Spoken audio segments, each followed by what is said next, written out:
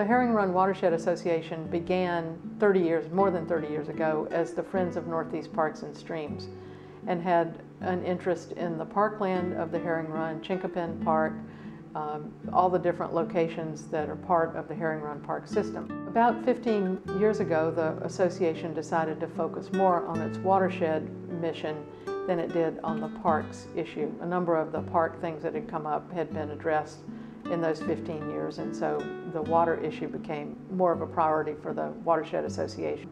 We needed to find a new building because our landlord passed away and we were evicted essentially. And we discovered 3545 Bel Air Road on a very rainy day where it was raining harder inside than outside.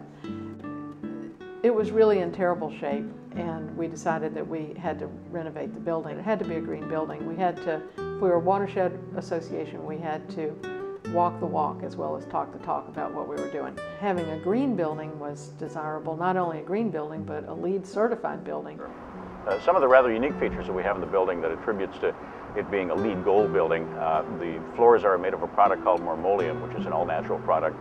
The countertops in both the kitchen and the restrooms are recycled glass. The countertop in the wet lab is butcher block, and that's also recycled material.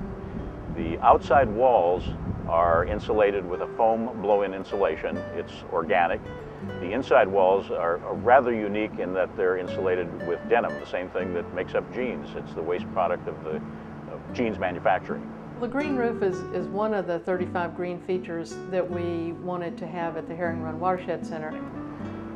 One other thing about the roof is that when the water drains off, it actually goes into a cistern downstairs, 350-gallon cistern, and that's the water that we ultimately use to bring back to flush the toilets. Most of the year there's going to be water in there. A good rain will fill it up to 95 to 98%, so that water lasts a long time. We have a couple interesting features associated with our restrooms. We've got toilets that actually are dual flush. It's a 1.6 gallon flush for solids and a 0.8 gallon flush for liquids. So depending on what you're doing in the restroom, depends on which way you pull the handle to flush. Our upstairs feature is probably the only toilet in the city of Baltimore that is a composting toilet. In essence, it doesn't use any water.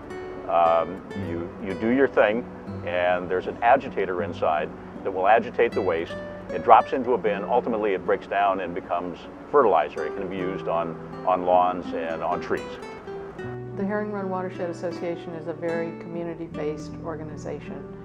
Every year we have about 2,000 volunteers contribute well over 4,000 hours. We had over 90 tours and events at the building, and they ranged anything. There were from school groups touring the Watershed Center just to see what's going on.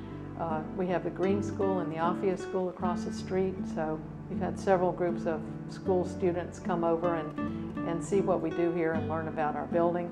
It really does have a community feel, and we feel like we're able to offer our space to the community. We want to be part of the community and think we have a nice relationship with the other groups. A lot of what we do is based on programmatic outreach, and we work with school groups, business groups, and volunteers who just approach us through our various outreach activities. Tree planting is a huge part of what we do because everyone loves to plant trees.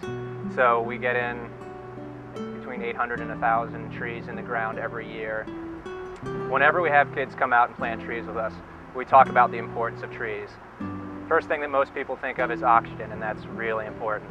But then we go over reducing air pollution, decreasing water pollution, helping to intercept rainfall so it slows down and decreases stormwater runoff, wildlife habitat, urban heat island effect. All these things we talk about with the kids to really, well, with all the public, to really get them to understand how valuable trees are in the environment, and particularly for helping our streams and our watershed.